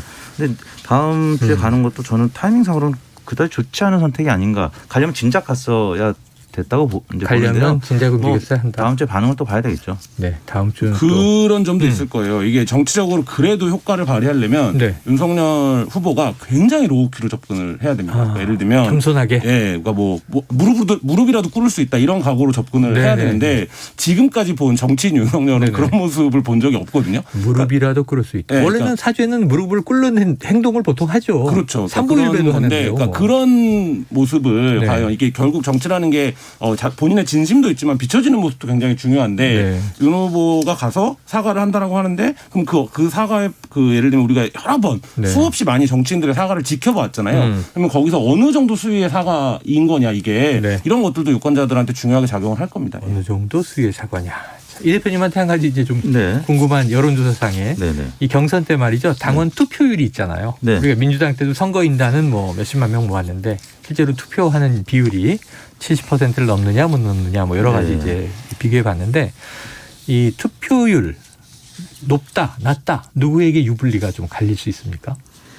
투표율이 높다는 얘기. 그러니까 여론조사는 뭐 이제 응답률이고. 그렇죠. 여론조사 응답률. 당원들 투표하는 게 투표율인데 당원들이 투표를 많이 하면 많이 할수록 최근에 유입된 2030, 40 수도권 당원들의 투표율이 높아질 것이라고 볼 수 있기 때문에 좀 그런 차원에서는 홍준표 후보한테 조금 유리한 국면. 왜냐하면 투표율이 지금 지난 2차 컷오프 때 당원 선거인단이 총 37만 9,970명이었고 투표율은 49.94%였는데 50이 좀 안 되는군요. 제가 볼 땐 이번에는 조금 더 높아지지 않을까, 뜨거워지지 50% 않을까. 위로. 50% 이상으로 투표율이 나타날 것 같고 투표율이 높으면 높을수록 그만큼 50만 가까운 당원들이 투표를 한다는 얘기니까 민심에 좀 가까운 결과가 나타날 수 있어요. 그래서 투표율이 높으면 민심에 수렴할 가능성이 있다. 그리고 구성비 자체가 예전에는 굉장히 영남 치중 그다음에 어르신들 치중이었다면 지금은 굉장히 일반 유권자 이 분포랑 비슷한 수준으로 많이 끌어올라와졌단 말이에요.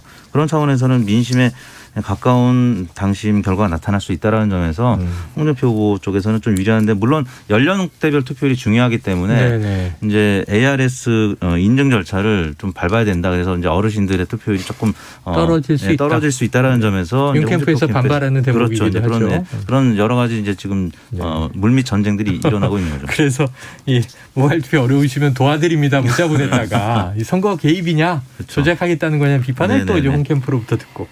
야, 이게 하나하나가 그냥 다 싸움의 연속이에요. 자, 이 이슈를 여기서 정리하면서 그럼 피해갈 수 없는 질문이죠. 자, 예언을 들어가겠습니다. 이거 뭐 틀릴 수 있어요. 어떻게 될지는 이게 정말 지난번에 이 민주당 3차 선거인단 투표 보세요. 아무도 평론가 이 전문가 아무도 못 맞췄어요. 해석도 잘 안 되고 지금까지. 자, 이택수 이 킹스맨의 콜린 퍼스 역할 해리님. 윤석열이 올라갈까요? 홍준표가 올라갈까요? 저는 뭐 아까도 계속 이제 느끼셨겠지만 민심은 한 10% 포인트 홍준표 후보가 좀 앞서고 있고 당심에서 10% 포인트 이상 윤석열 후보가 이길 것이냐?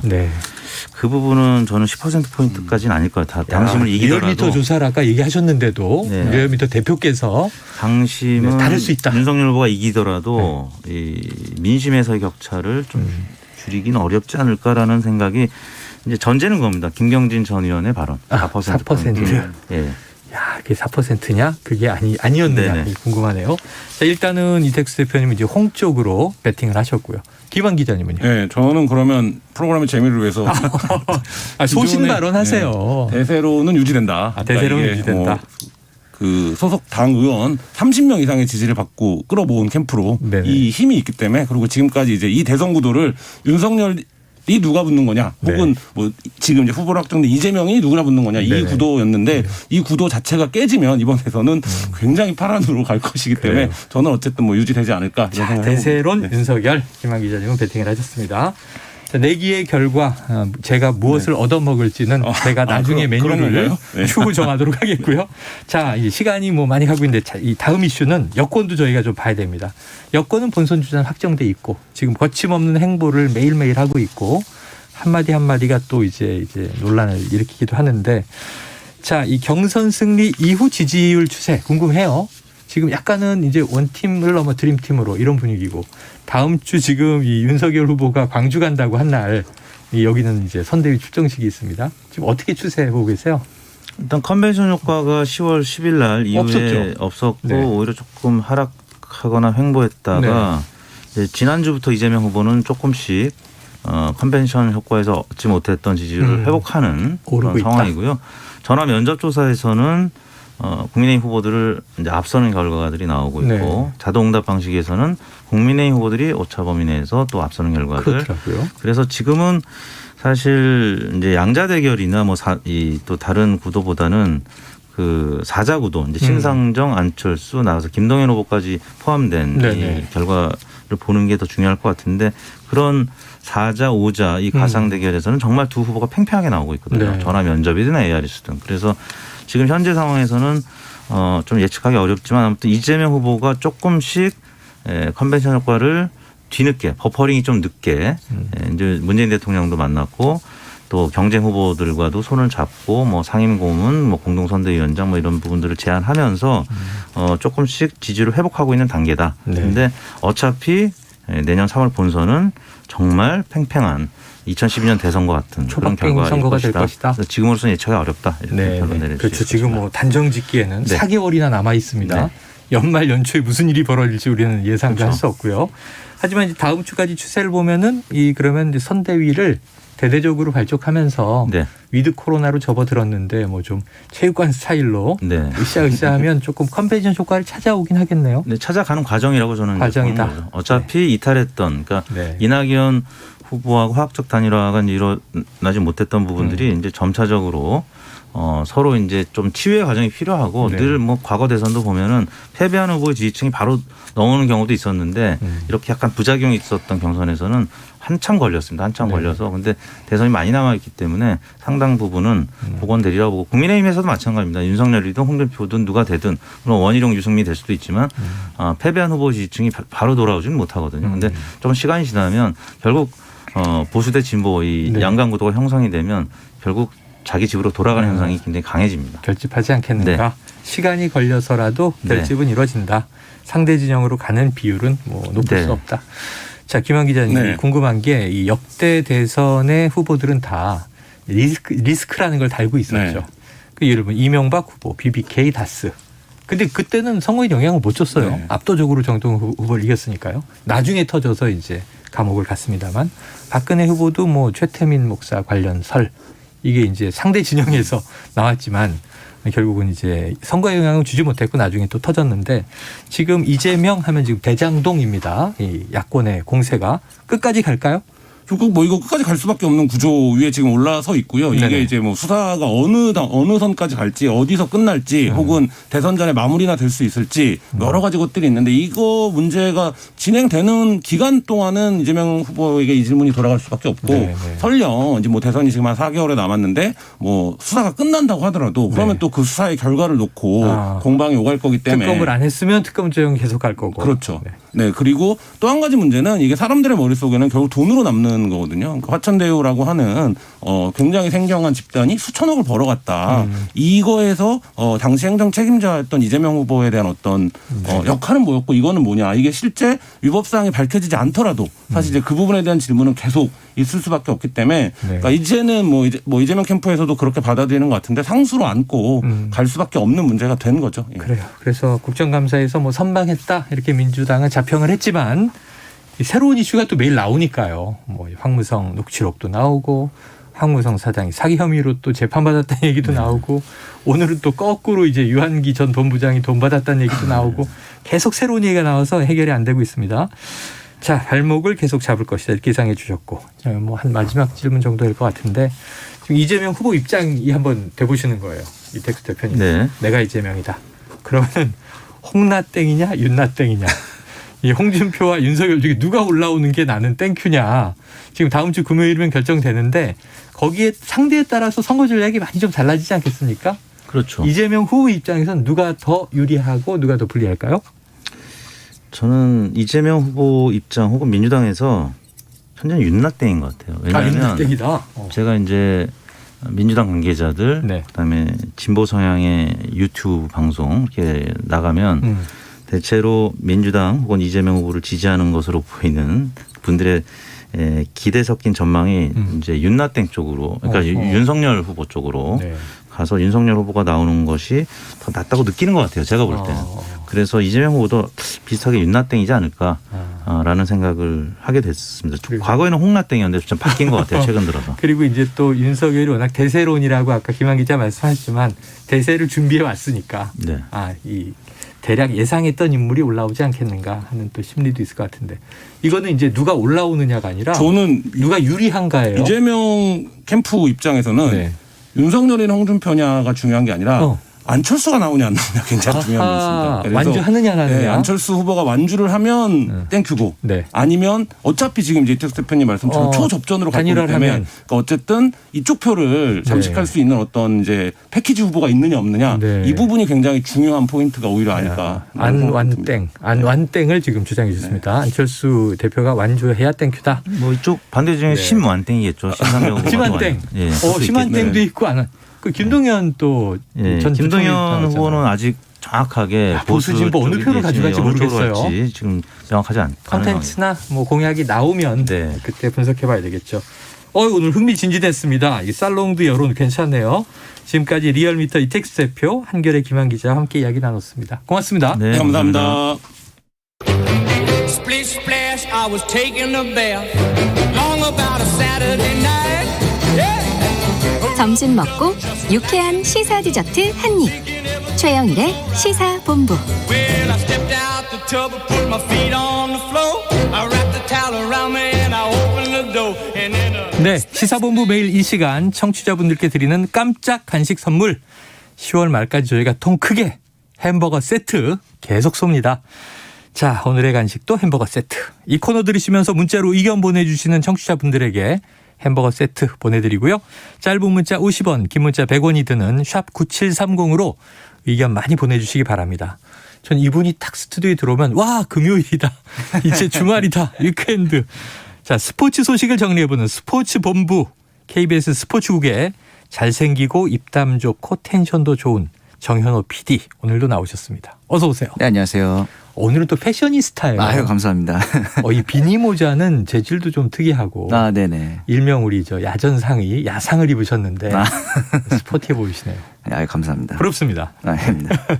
자, 유튜브 콘텐츠 야구 잡설에서 정현호 PD는 이 자기 팀의 독한 말을 서슴없이 하는 그런 기아 팬으로 유명하시더라고요. 네네. 자, 이미 어제 이른바 롯기 멸망전. 네네. 이거 심경은 어떠셨고 팬들 반응은 어땠나요? 그러니까 이게 저희도 처음에는 그냥 우리끼리 뭐 야구 보면서 하는 거 다른 사람들도 볼 수 있게 라이브 방송 한번 해볼까가 점점 말이 씨가 되어서 어제 처음으로 이제 라이브 방송을 진행해봤는데 거의 700명 가까운 분들이 동시 접속으로 들어오셔가지고 저희도 깜짝 놀랐어요. 폭발적이었네요. 예고된 방송도 아니고. 사전에 예고를 좀 확인했었죠. 계속. 한번 이게 해보자. 뭐라고. 근데 이제 아마도 다들 모여서 지금 야구 보면서 웃고 떠들고 싶은데 그러지 못하는 지금 시국이잖아요. 그래서 기아 팬들이었어요 주로? 다른 구단 팬들도 많더라고요. 그래서 야구 팬들 특징이 또 한 경기 끝나면은 다른 구장 가서 여기 뭐 멋있는 있나 보자 이러고 연쇄적으로 왔다 갔다 하는 재미가 경기를 옮겨 다니면서 그렇죠. 그런 갈증을 좀 해소해 줄 수 있는 기회가 아니었나 생각은 들었어요. 롯기 멸망전. 롯데와 기아의 이제 맞습니다. 대전이었다는 얘기예요. 자, 프로야구 정규 시즌 드디어 내일이면 마무리입니다. 자, 그런데 1위에서 5위까지 지난주도 굉장히 아주 다투다. 맞습니다. 지금은 어때요 상황이? 그러니까 지금 토요일 날 내일이면 이제 리그가 다 끝이 나는데 내일 오늘 경기 다 끝이에요. 맞습니다. 그런데 아직까지도 1위가 지금 KT와 삼성인데 승무 패가 모두 동일합니다. 이래서 만약에 내일 토요일까지 동일하게 되면은 사상 초유의 타이브레이커 경기가 열릴 가능성도 있어요. 1위 결정전이. 처음 보네요, 진짜. 진짜 KBO 역사상 없었던 경우고. 그리고 1위 싸움도 이렇게 치열한데 5위 싸움도 만만치 않아요. 1, 2위가 이제 결정돼야 되고 삼성과 KT 중에. 그리고 4위 두산과 5위인 SSG가 지금 반경기 차고요. 그리고 이제 그러니까 한 경기 이기고 지고에 따라서 바로 뒤집히는 거고 6위인 키움도 SSG랑 한 경기 차이기 때문에 키움이 이기고 SSG가 지면은 또 동률이 될 수 있는. 모르네요. 맞습니다. 4, 5, 6위까지는 아직 알 수 없는 상황이거든요. 근데 이제 5위와 4위 이제 5위까지 포스트 시즌 진출하긴 하지만 여태껏 5위가 와일드카드전에서 4위를 꺾은 적이 한 번도 없어요. 그렇기 때문에 실질적으로 이 SSG와 두산 그리고 키움까지도 4위 쟁탈전이 굉장히 치열할 것으로 보입니다. 5위로 가면 불안하다. 맞습니다. 이왕 올라갈 거면 4위로 가자. 야, 내일 다 끝나봐야 뭐 결산이 그렇죠. 나오겠네요. 다음 주에는 이제 결과를 들고 찾아올 수 있습니다. 그렇죠. 다음 주에는 이제 5위까지 네. 그럼 우승팀 올해 시리즈 우승팀을 한번 예상해보고 그렇게 하겠습니다. 네.